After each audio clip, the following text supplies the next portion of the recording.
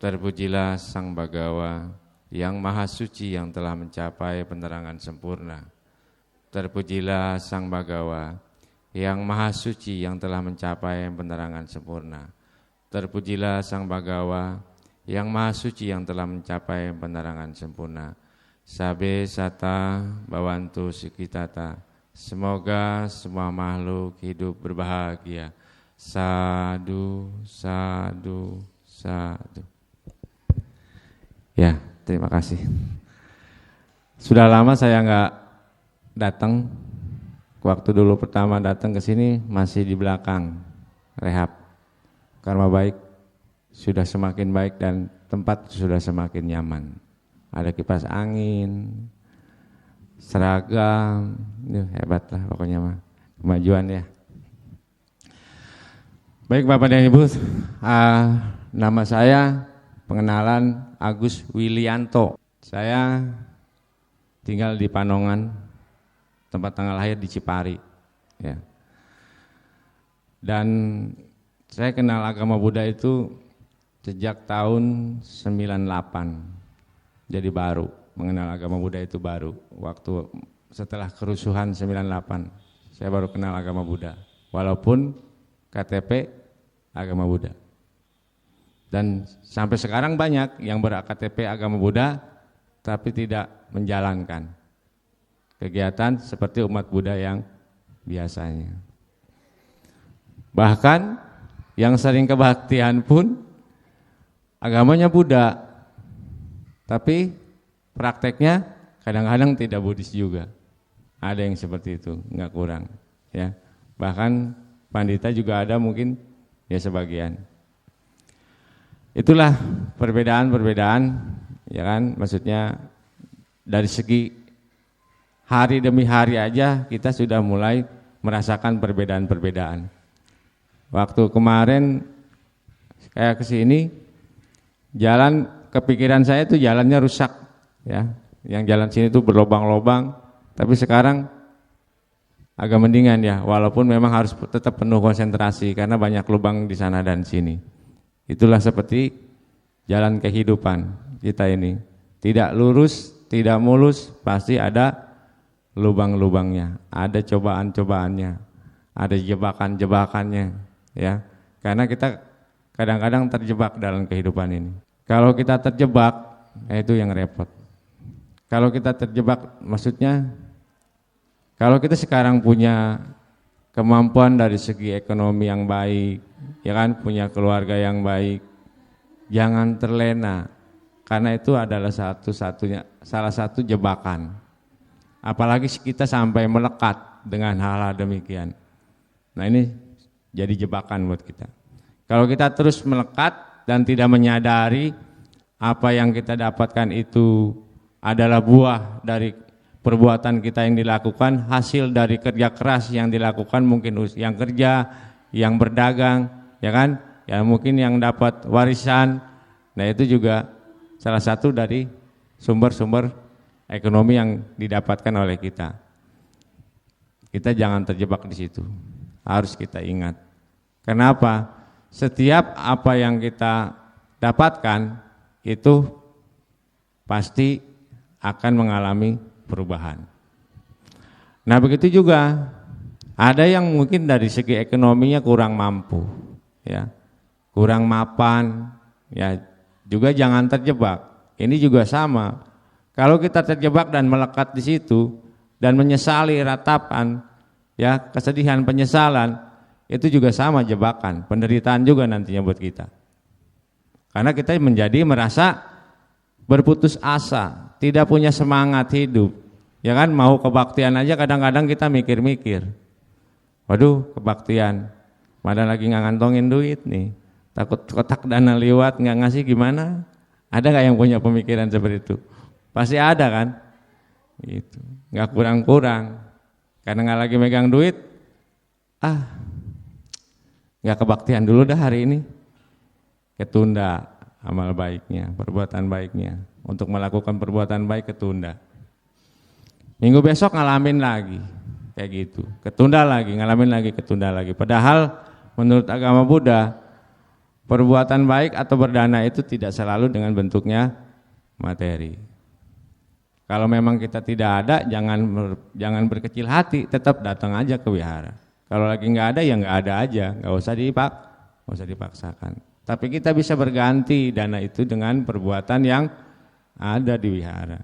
Contoh, kita datang duluan, menyapu lantai, menyiapkan bantal, menyiapkan buku, ya kan, menjadi pemimpin puja. Itu juga salah satu bentuk dana. Sama, secara dengan tenaga atau dengan pemikiran bisa juga, ya, itu adalah satu bentuk dana. Nah, inilah salah satu yang menyebabkan kita itu berbeda. Karena apa kita berbeda? Yang dimaksud di sini adalah kita sebagai umat Buddha pun yang ada di sini pun punya jalan hidupnya masing-masing, punya tingkat ekonominya masing-masing tidak sama. Wajah juga tidak sama walaupun seragam sama. Ya kan, dari segi umur juga tidak sama. Ada yang muda, ada yang setengah tua, ada yang cukup tua. Gitu. Jadi itu adalah salah satu mengapa kita berbeda. Kemudian apa yang menyebabkan ya kita berbeda dari segi kadang-kadang ada yang sehat, ya ada yang tinggi, ya kan, ada yang ekonominya cukup dan ada yang tidak. Itu adalah salah satunya adalah penyebabnya dari hasil perbuatan kita di masa lampau. Ya kalau yang sekarang mungkin tingkat ekonominya tinggi baik, ya mungkin dari kehidupan lampau, dan bukan mungkin, itu hal yang pasti menurut keyakinan agama Buddha tentang hukum karma. Ini harus benar-benar diyakini. Karena memang seperti itu. Harus benar-benar yakin kita sebagai umat Buddha tentang hukum karma. Nah, padahal ini yang menyebabkan kita berbeda. Perbuatan kita berbeda-beda di dalam kehidupan lampau. Nah, yang waktu dana pun kadang-kadang kita berpikirnya begini, kok saya juga sama kan, sering kebaktian, sering dana, terus dana juga sama ke Bante kalau Katina, ya kan? Sama jubah, sama dana jubah, kok tetap ya begini-begini aja nggak ada perubahan. Jangankan Bapak dan Ibu, saya sendiri pun masih bertanya seperti itu di dalam hati. Kalau kita tidak bisa menerima, tidak bisa berpikir ke dalam diri, oh ternyata kok begini ya hasil. Timbul keraguan-raguan, ya kan?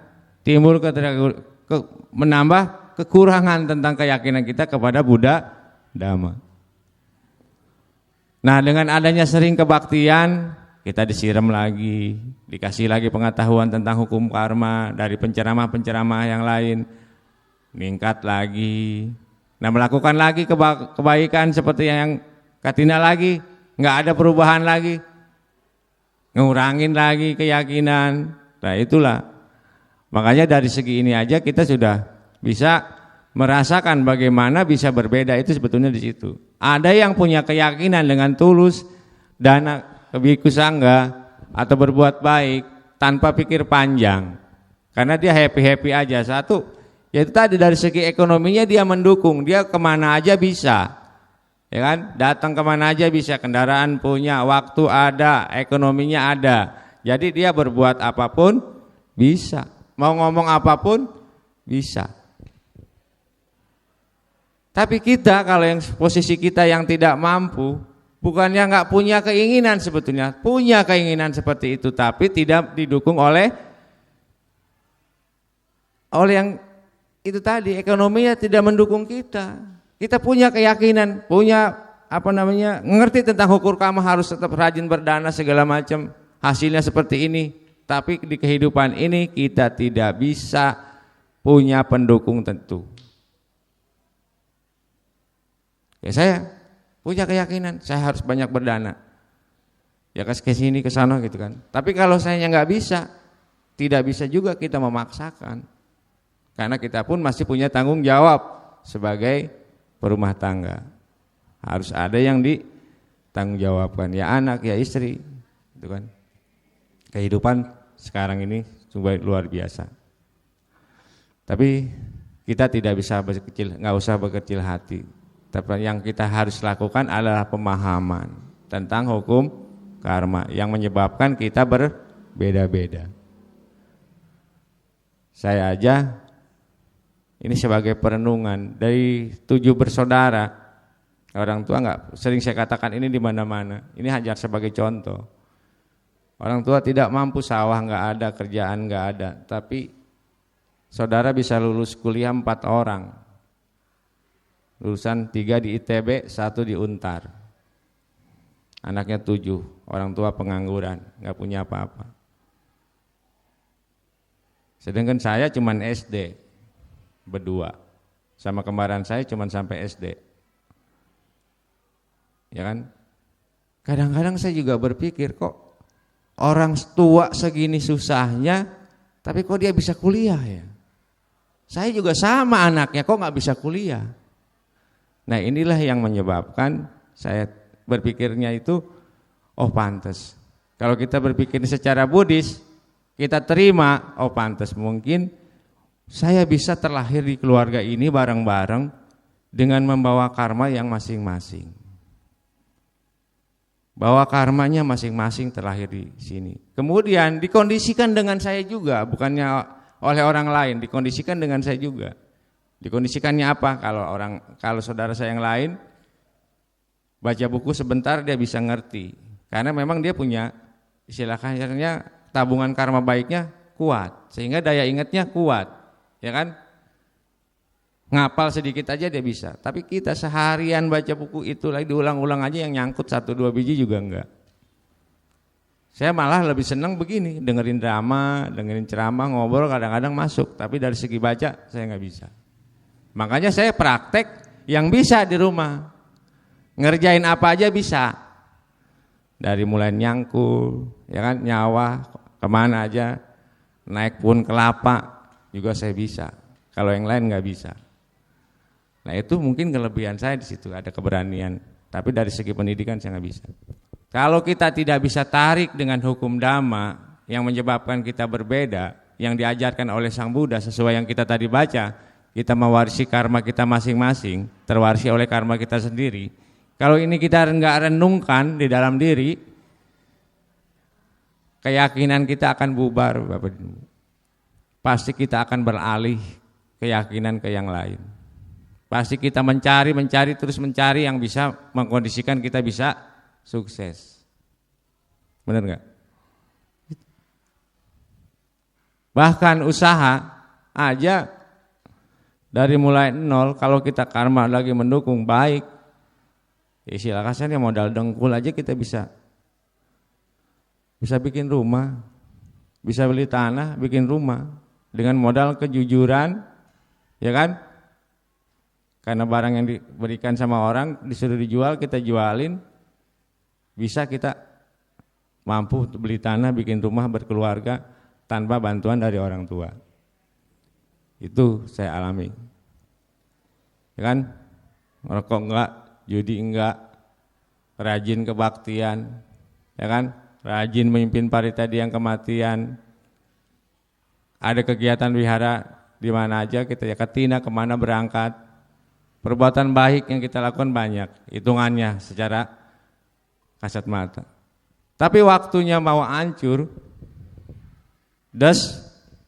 hancur, tetap ketipu orang saya ratusan juta sampai punya utang kemana-mana. Nah itulah kehidupan. Makanya sempat down, sempat mikir buat apa kebaktian, buat apa berbuat baik, toh saya masih begini juga, kena juga apes. Kalau kita tidak memahami ini, kita selidik terus, yang ada sakit hati, iri hati sama orang lain, dengki sama saudara juga sama. Bisa terjadi kalau kita tidak berpikir seperti yang saya katakan tadi. Kita akhirnya sirik, dengki sama orang tua, akhirnya kita nyalahin orang tua, kenapa saya nggak disekolahin, kenapa saya nggak bisa lulus kuliah seperti yang lain. Akhirnya kan kita begitu sama orang tua. Dan sama saudara dengki. Tapi kalau kita berbalik, ini berarti hasil perbuatan saya di kehidupan yang lampau. Ya kan? mereka mah usaha sedikit aja, ngomong sedikit aja bisa menghasilkan cuan, bisa untung. Kadang-kadang punya ruko, harganya kadang-kadang nggak masuk di akal, harga kontrakannya tinggi, di pelosok tinggi, tapi ada aja yang ngontrak. Nah itulah berkat kekuatan karma yang kita miliki. Inilah yang menyebabkan kita berbeda di dalam kehidupan ini. Bahkan di dalam ruangan ini pun, dengerin ceramah datang ke sini dengan niat yang berbeda, dengan niat yang sama mau kebaktian, belum tentu hasilnya sama. Mendengarkan damanya sama, baca paritanya sama-sama, ya kan, menyanyikan lagu Buddhisnya sama-sama, berdananya mungkin beda, ya kan, tapi kan niatnya sama, tetap dana, walaupun nilainya berbeda, tapi kan niatnya sama dana kan, gitu. Tapi hasilnya belum tentu sama, karena ada faktor-faktor lain yang menyebabkan berbeda hasilnya, nggak sama-sama beda hasilnya. Dari bagaimana kita niatnya datang ke sini dari awal, sungguh-sungguhnya kita datang ke sini, niatnya kita datang ke sini itu sudah jelas mengkondisikan nilai dari nanti nilainya. Setelah datang di sini kita seperti apa? Serius enggak? Konsentrasi enggak? Dipahami enggak yang ceramah? Dipahami enggak parita-parita yang kita bacakan? Masuk tidak, nyerep enggak ke kita? Itu juga satu-satu membedakan hasil. Makanya tidak mungkin sama, dan itu pun di zaman Sang Buddha seperti itu. Itu di zaman Sang Buddha. Sang Buddha sendiri yang ceramah aja ada yang cuma sekedar ngorek-ngorek tanah, menurut cerita kan, ada cuma nyender di pintu, di tembok.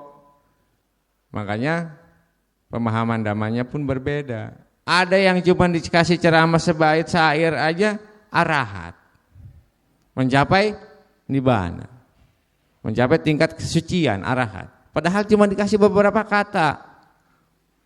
Kok bisa? Sedangkan kita sudah belajar dari tahun 98, belajar agama Buddha, kok nggak arahat? Ya, kebaktian, baca parita, berdana kok nggak arahat?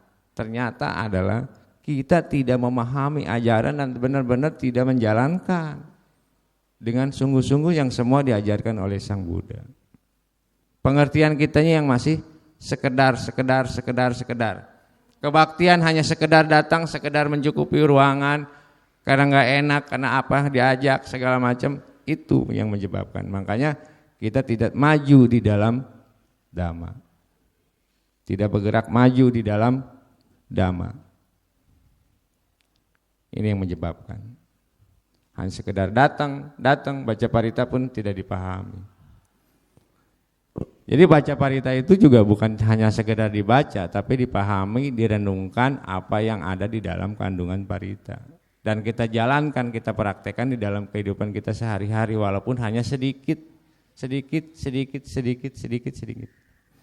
Kan tadi juga ada lagunya, semaikanlah kasih di dalam diri. Semaikan, kalau namanya semaikan itu kan dari kecil. Rawat, terus kembangkan menjadi hal yang terbiasa, dan itu pasti hasilnya luar biasa dan tidak akan biasa-biasa saja. Itu pasti luar biasa. Makanya di dalam kehidupan ini kita banyak menemui orang-orang yang berbeda-beda. Dulu sebelum saya kenal agama itu, taunya kan kita punya nasib seperti apa, sudah ada yang ngasih. Ini kamu nasibnya kayak gini, terus menjalankan hidupnya kayak gini. Ya kan, berkeluarganya dengan orang yang kayak gini, itu sudah ditunjuk dari atasnya. Jadi nggak bisa kita rubah. Dulu saya kenalnya begitu. Makanya ya udahlah, berarti saya mah kudunya begini kali, nggak kudu sekolah. Ya udah begini aja lah, macul di sawah. Udah garisnya kali gitu. Ternyata setelah kenal agama Buddhis baru kita nyesel, ternyata ini enggak seperti ini, bisa kita rubah dengan melakukan dan bertekad terus sesuai. Kalau kita sekolah ya sekolah sungguh-sungguh, belajar dengan sungguh-sungguh, itu bisa merubah Nah kalau kita berpendidikan baik, ya kan, otomatis kita punya pekerjaan yang baik dan punya hasil yang baik. Cuman kalau lulusan SD kayak model saya, mau kerja kemana juga susah orang terima. Paling ngandelin cuman kejujuran, ya kerjanya pun yang berat-berat, nggak mungkin yang ringan. Gitu. Mau gimana lagi? Tapi ini menjadi motivasi buat saya untuk gimana anak saya jangan sampai seperti saya, harus bisa kuliah. Gitu. Ini salah satu contoh yang menyebabkan mengapa kita berbeda itu begitu. Pemahaman, pengertian tentang dhamanya kita berbeda. Secara melaksanakan kegiatan di wihara pun, secara berdana pun kita berbeda, tidak mungkin sama. Makanya hasilnya pasti berbeda. Jadi kita jangan menyesali, jadi jangan putus asa. Bagi bapak dan ibu yang sering kebaktian, kalau merasa tidak berubah-berubah, kehidupan dari segi ekonominya, dari apanya, penderitaan tetap ada, harus tetap diterima dan harus bersabar menerima. Karena apa? Itu adalah hasil dari perbuatan yang kita lakukan di kehidupan lampau dan mungkin dikondisikan dengan kehidupan kita yang sekarang. Terkondisi dengan kehidupan kita yang sekarang. Sehingga, dan mungkin kita juga jangan khawatir, pasti kita juga punya karma baik yang pasti akan berbuah. Tapi kok nggak sama ya berbuahnya? Karena memang dari segi perbuatan baik itu masanya juga berbeda-beda menurut secara Buddhis. Ibarat pepohonan aja ya kan. Kalau pohon timun paling 40 hari berbuah. Pohon kacang 40 hari berbuah. Ya kan, pohon rambutan sekian tahun baru berbuah. Pohon kelapa sekian tahun baru berbuah. Dengan benih yang berbeda, dengan perbuatan yang berbeda, dengan keyakinan yang berbeda, pasti hasilnya pun berbeda. Jangan khawatir, pasti nanti akan berbuah. Karena perbuatan kita itu tidak akan orang lain yang menikmati. Pasti kita berbalik ke diri kita sendiri. Itu bukan orang lain. Ya. Makanya sekarang saya cuma hanya kemampuannya seperti ini. Makanya kan ditanya, butuh ini enggak? Laptop segala macam, layar. Saya bilang enggak. Karena saya orang zaman dulu gaptek. Karena memang pendidikan kitanya tidak sampai. Enggak cukup untuk melakukan itu dan tidak dikondisikan. Karena apa? Tidak dikondisikannya, kita tidak punya laptop, tidak punya apa, ya kan? Ngoperasiin laptopnya aja kita nggak bisa. Nah itu mengkondisikan kita jadi ketinggalan dalam segi dhamma, dari segi pengetahuan. Walaupun sekarang masih agak ketolong kalau kitanya mau rajin ya membaca. Sekarang kita main HP bisa di YouTube banyak. Kita ketik ceramah dhamma tentang Bante Panyawaro, tentang apa itu keluar. Kalau kita mau mengembangkan terus, mau belajar terus, nggak cuma hanya kebaktian di sini kita mendengarkan dhamma sekarang. Di HP tinggal ketik. Punya keraguan tentang apa? Misalkan tentang ajaran tentang Buddha, tentang apa? Misalkan tentang hukum karma. Tinggal ketik aja sekarang di Google. Keyakinan agama Buddha tentang hukum karma seperti apa? Apa itu hukum karma? Tinggal ketik aja YouTube. Tinggal kita mau apa tidak mendengarkan atau membaca yang keluar dari YouTube itu. Zaman sekarang udah canggih mau mendengarkan dhamma itu. Ya. Tapi kalau saya mah sekarang kalau yang bagus-bagus nggak Bante aja saya dengerin. Kiai pun yang bagus saya dengerin YouTube-nya. Kayak model Ustadz Dasat Latif tuh. Seger-seger ceramahnya. Masuk sesuai keyakinan kita. Sama, nggak beda jauh.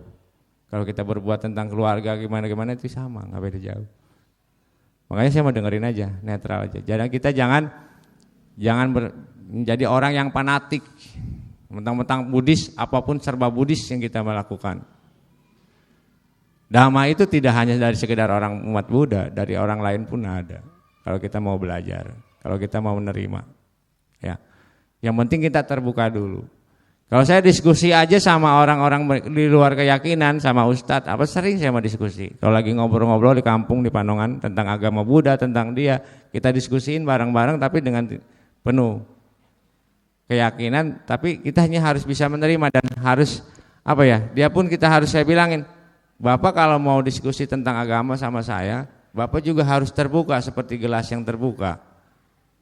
Saya juga akan terbuka tentang keyakinan Bapak seperti apa. Dan Bapak juga harus tetap terbuka.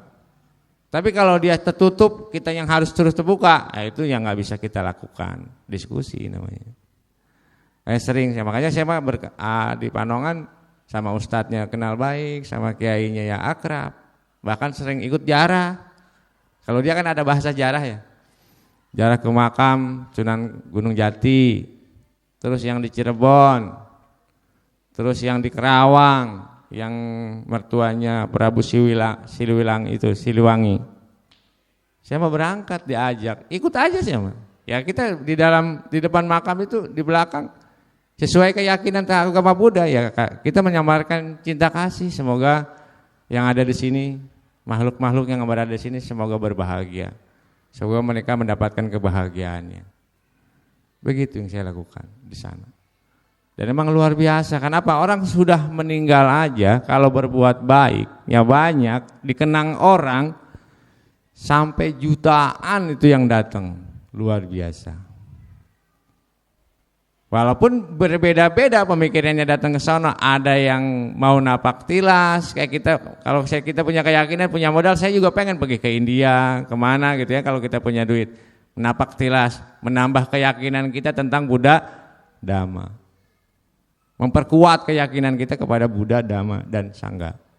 Pengen. Tapi kalau kita kemampuan cuma di situ, tapi kita juga bisa melihat, oh ternyata di sini pun ada tokoh-tokoh yang luar biasa.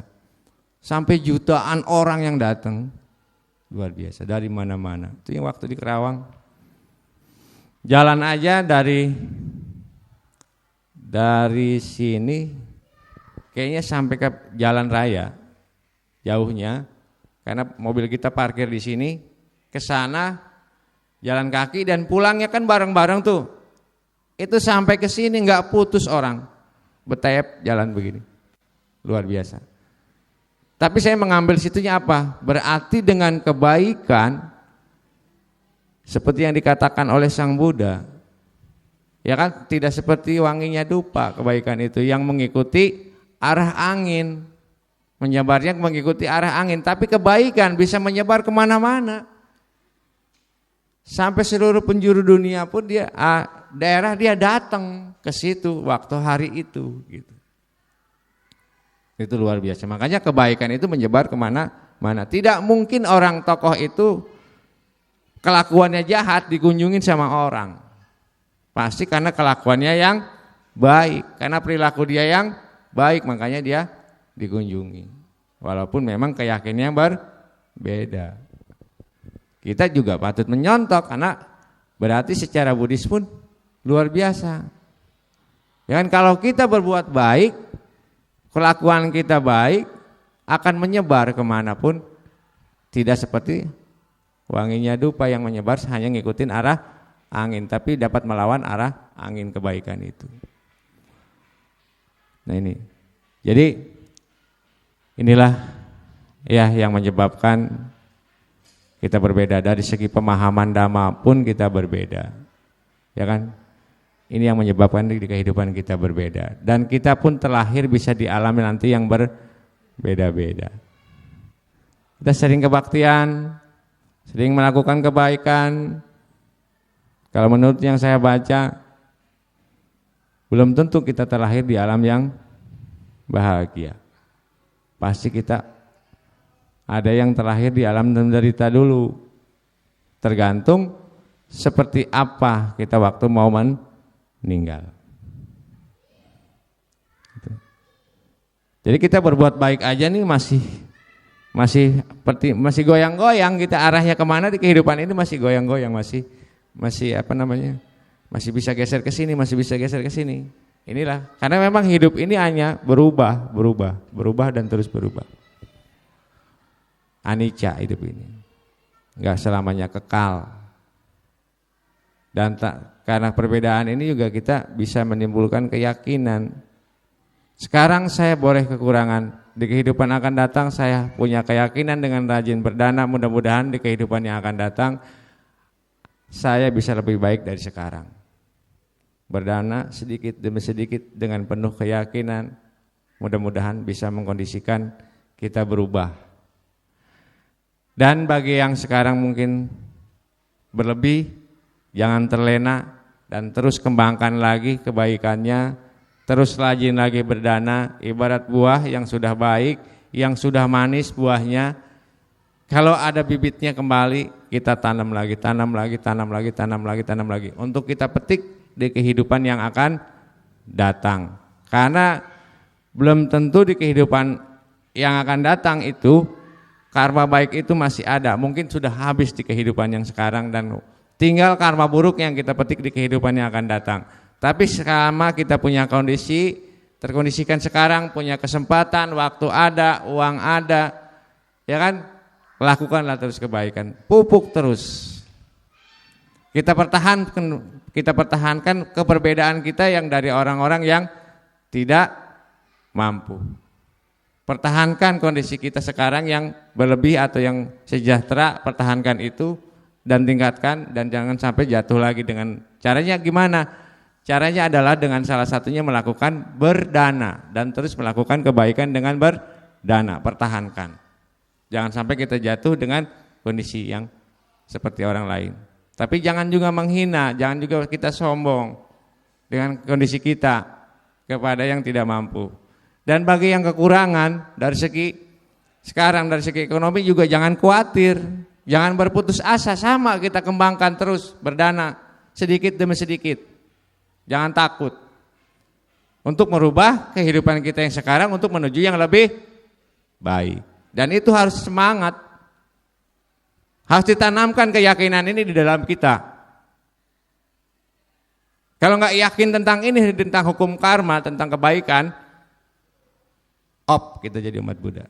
Karena di dalam agama Buddha tidak ada yang disebabkan oleh orang lain atau makhluk lain.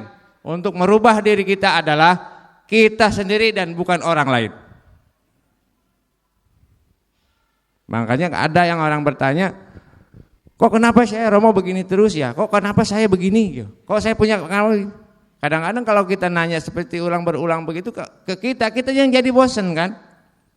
Akhirnya kamu pantas nerima ini punya kamu, hak kamu, nggak mungkin orang lain yang terima.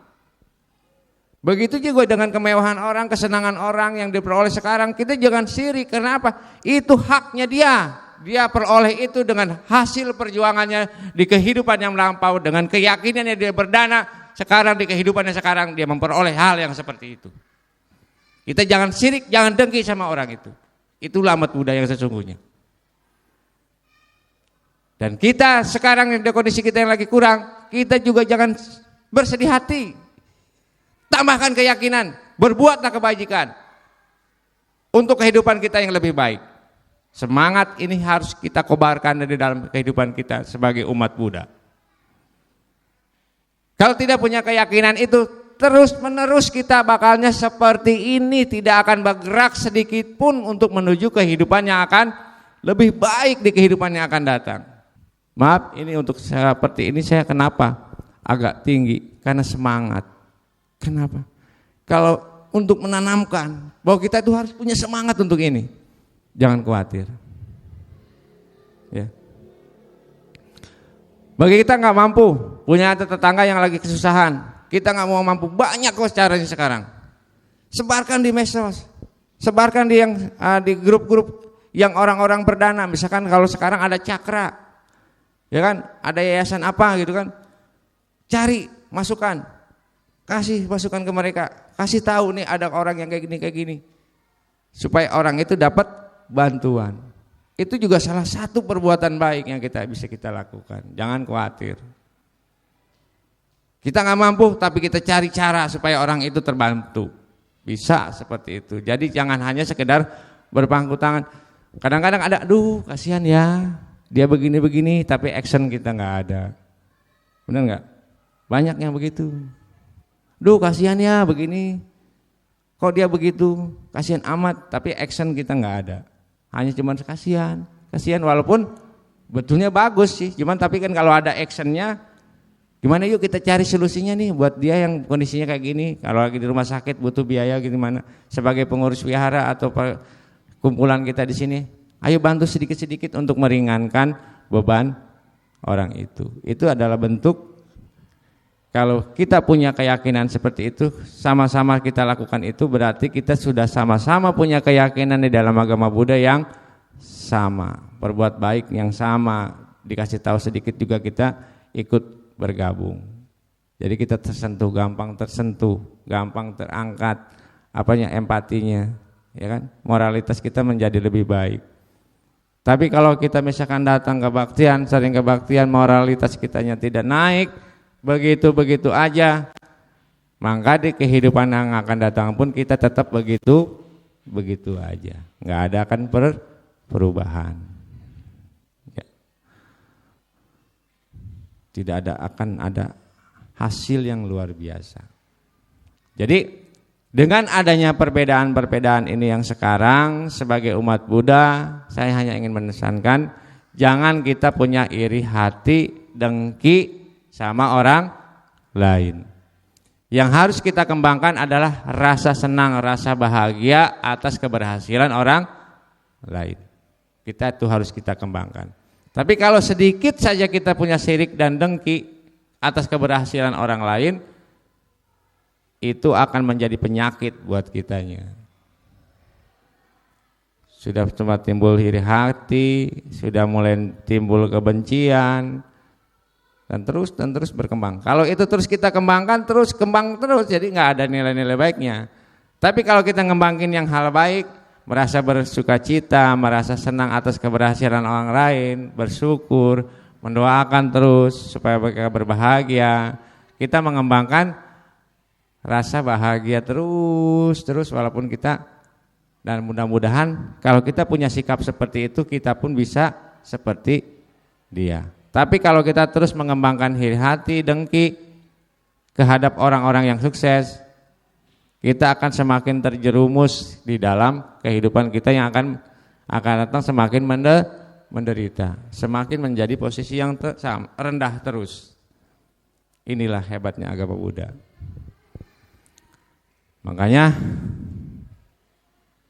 keyakinan saya tentang agama Buddha itu sudah tidak bisa digoyahkan lagi kalau menurut saya. Dan kita harus punya keyakinan itu. Walaupun umat Buddha itu minim, sedikit, jangan menyebabkan kita kurang keyakinan, harus tetap semangat, jangan khawatir. Biarpun sedikit, tunjukkan kepada lingkungan, tunjukkan kepada orang lain, ini loh Buddhis seperti ini. Ya kan? Yang peduli orang-orang yang menderita, Buddhis selalu, orang-orang punya pikiran Buddhis harus ikut aktif, membantu. Ya kan? Ada yang lagi kesusahan kita bantu, jangan disurakin. Ya kan? Jangan senang di atas penderitaan orang lain. Kita harus gimana caranya membantu orang itu. Tunjukkan, biarpun kita sedikit, tapi kita yang terbaik. Jangan khawatir. Ya. Inilah mungkin yang saya dapat sampaikan pada hari ini. Saya mohon maaf lebih kurangnya. Emang seperti inilah, saya nggak bisa membawakan dhamma itu seperti romo-romo kita kayak kekopenan yang bisa bawanya dari A sampai Z gitu teratur, kalau saya belum bisa. Ini memang kondisi saya yang seperti itu, mohon dimaklumin. Dan saya punya suara yang agak keras, ya memang seperti ini karakter saya, bukan berarti saya marah-marah waktu tadi. Saya ingin menanamkan keyakinan kita kepada agama Buddha, keyakinan kita tentang hukum karma, jangan sampai goyah. Dan harus kita tanamkan di dalam kehidupan kita sehari-hari. Terus lakukan kebaikan. Yakin perbuatan yang kita lakukan tidak akan orang lain yang memetik, tapi kita sendiri yang memetik. Dan saya sudah buktikan itu. Saya sudah membuktikan itu. Karena faktor kebodohan saya, faktor kemalasan saya tidak bisa sukses seperti saudara-saudara saya yang lain. Karena faktor kebodohan saya, ikutin jalan yang tidak benar, maka saya akan terima akibatnya sekarang. Jadi bukan karena orang lain, tapi karena saya sendiri pelakunya. Jadi kita tidak patut untuk menyalahkan orang lain, tapi harus kita salahkan diri kita sendiri. Kenapa saya begini? Dan saya harus merubah ini, tidak boleh terus begini. Dan harus mau berubah. Itulah Buddhis yang sesungguhnya. Tapi kalau kita menyalahkan orang lain terus, karena si ini, karena kita dagang begini, karena saya dagang di sini, kok dia dagang di sini. Kalau begitu terus punya pemikiran kita tidak akan pernah maju di dalam keyakinan kita beragama Buddha. Karena kita mengembangkan kebencian terus. Tidak mau introspeksi. Tapi kalau kita mau introspeksi, mudah-mudahan kita akan berubah mindset kita menjadi orang yang lebih baik. Itu yang harus kita tanamkan di dalam kehidupan kita sehari-hari. Lebih kurangnya saya mohon maaf, itu yang dapat saya sampaikan pada malam hari. Jangan kaget, ini hanya untuk menambah keyakinan kepada ibu bapak tentang agama Buddha. Harus ditanam, terus dikembangkan, tanam. Kenapa? Saya tidak ingin orang-orang mengalami nasib yang sama seperti saya, supaya bisa lebih baik dari kehidupan yang sekarang untuk kehidupan yang akan datang. Menjadi obat buat bapak dan ibu pengalaman ini yang pahit ini, untuk jadi obat untuk menuju hal yang lebih baik. Jadi jangan sangat dianggap seperti ini saya marah-marah, tapi memang ini yang saya alami sekarang.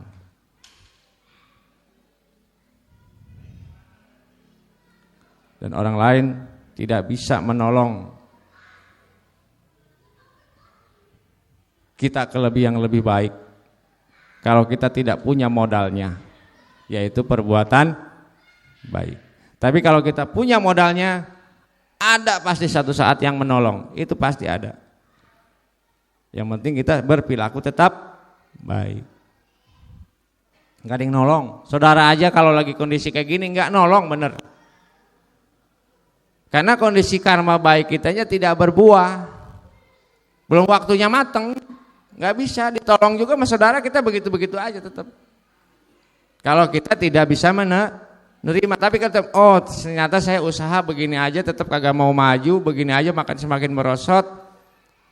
Kalau kita tidak yakin tentang hukum karma, ini adalah proses dari kehidupan saya yang lampau dan sekarang saya terima. Kalau kita tidak yakin tentang ini, kita adanya benci sama orang, sakit hati sama orang, percaya itu.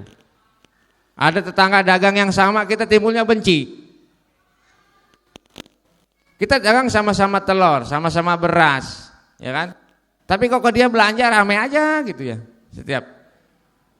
Kalau saya perhatiin, kok dia mah bahkan udah tutup aja nih, udah tutup masih diketokin pintunya, suruh buka, padahal beli telurnya cuma setengah kilo. Kita aja jualan telur, sama kelihatan kok dia nggak mau beli telur di kita. Kenapa itu? Kalau yang nggak punya keyakinan tentang hukum karma, pasti berpikirnya, waduh pasti warung saya diguna-guna sama orang ini. Pasti ada penghalangnya nih. Apalagi kita dikasih tahu sama tetangga, kok warungnya katanya ya nggak pernah kelihatan, gelap melulu, kayaknya nutup terus. Padahal mah kita dari pagi buka sampai malam, kok dibilangnya nutup terus. Tuh. Kalau kita nggak punya keyakinan tentang hukum karma tadi, kenapa saya bilang berbeda? Ya itu tadi hukum karma, patokannya intinya adalah hukum karma yang menyebabkan kita berbeda. Karena suka bengong aja saya di bangku.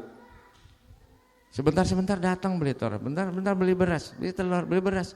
Saya beli dagang beras kok nggak laku ya? Udah nutup, udah buka kita duluanan nih. Jam 6 kita udah buka, dia belum buka, dia jam 8 kita jam 6 buka. Tetap aja yang beli telurnya jam 8 ke situ, biarpun dia udah lewat juga jam 6 ke tempat kita. Tetap beli jadi sono. Ya, itulah hebatnya hukum karma. Dari perilaku kita juga waktu dagang mungkin seperti itu. Mungkin kurang cara menyambutnya, dia datang kita kurang gimana, ya kan? Apa kurang merasa senang dengan kelakuan kita, dari omongan kita, dari segi pelayanan kita, ya itu tadi. Tapi saya rasa saya juga melayani dengan baik, dengan senyum gitu ya, dengan canda, dengan tawa. Kok tetap nggak mau ngelanggan? Ada yang ngelanggan. Pagi-pagi kita buka. Ini bukan ngomongin ya, ini kita bicara tentang hukum karma nih. Datang pagi-pagi, kok ada kertas nasi? Ada. Ya udah 1 pak. Demen nih pagi-pagi penglarisnya. Maaf ya kok duitnya 2.000 dulu. Ntar ya siangan katanya. Sampai sekarang belum bayar orang itu. Coba. Nasib ya kan? Nah itulah makanya saya bilang hukum karma itu tidak akan lari dari kemana-mana. Mungkin dulunya di kehidupan yang lampau saya punya apa, perbuatan buruk apa kali yang menyebabkan ini. Ada orang itu yang biasa belanja kalau bawa duit, kan kita warungnya berhadapan nih. Kalau bawa duit dia ke sono. Orang ono beli kopi 2 ranting, 3 ranting ke sono. Giliran nggak punya duit, ke kita ngutang dulu. Itu orangnya sama. Kalau kita nggak terima dengan keyakinan kita tentang hukum karma, ini jadi penyakit. Apa jadi penyakitnya? Bisa aja kita ngomong, Bu, ibu mah giliran punya duit, sono belanjanya, giliran ngutang ke saya. Kan gitu kan? Tapi kita dengan terima, ya udahlah, yang penting dia bayar, kasih ngutang dulu, ya enggak? Kita akhirnya berpikirnya begitu. Ya mungkin begini caranya yang harus saya terima. Nah itulah. Makanya kita harus tetap yakin. Mungkin kita lagi diuji. Kalau kata orang sono kita lagi diuji. Lagi benar-benar karma banyak. Karma buruknya lagi sedang berbuah. Dagang lagi enggak mampu, lagi sepi. Ya kan? Yang dekat apa? Penyakit yang dekat. Luar biasa. Enggak pugu-pugu kena kencing batu. Saya nih sekarang. Ya mungkin faktor itu tadi, di pasar kebanyakan bengong, nggak ngelayanin, bentar lagi ngopi, duduk di toko, bentar ngopi.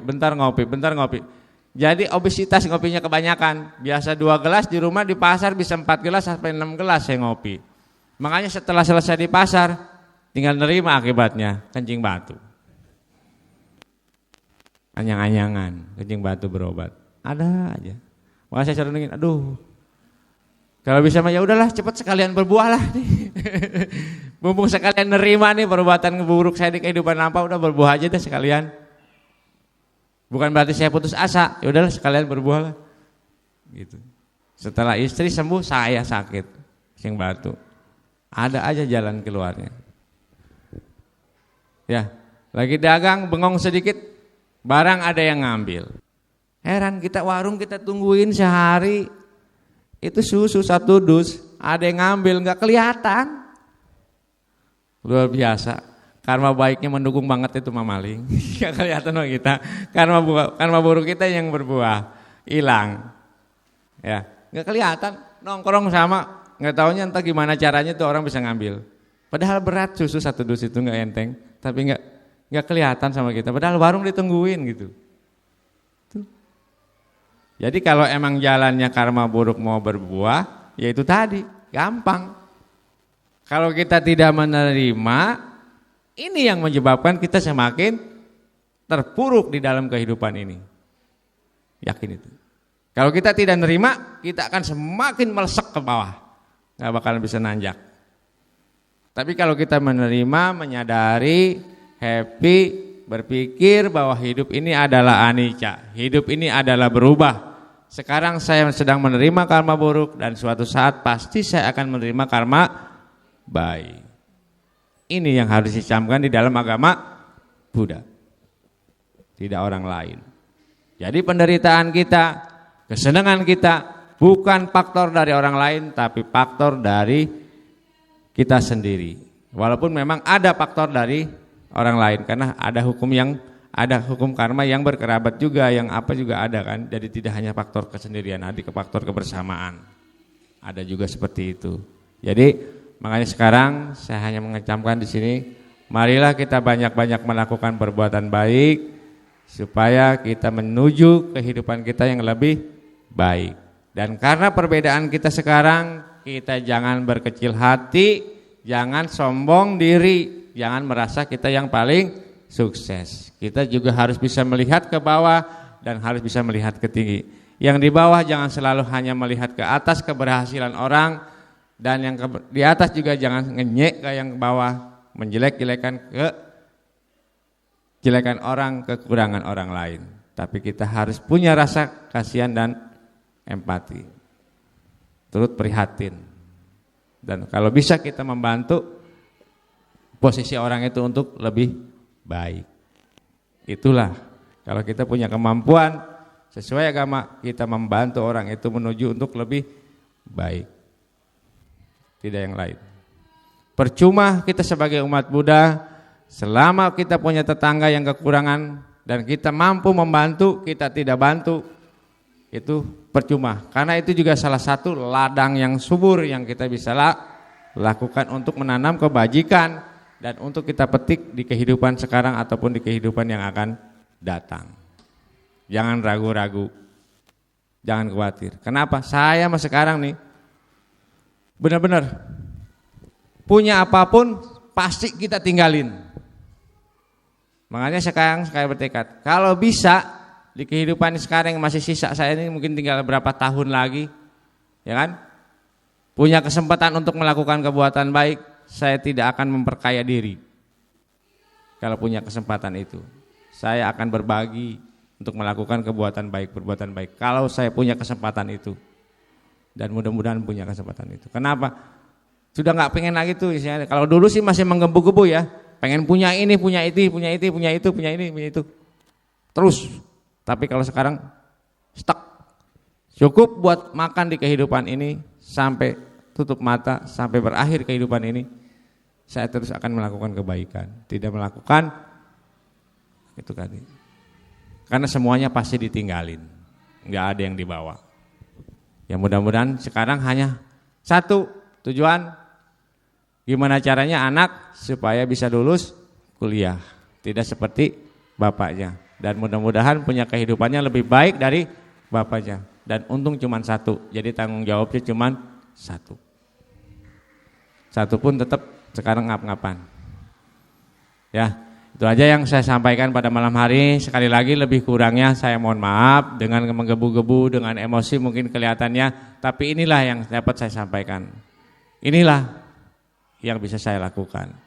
Seperti ini untuk memotivasi Bapak dan Ibu untuk melakukan perbuatan baik. Ya, demikian. Selamat siang. Terpujilah Sang Buddha. Namo Buddhaya.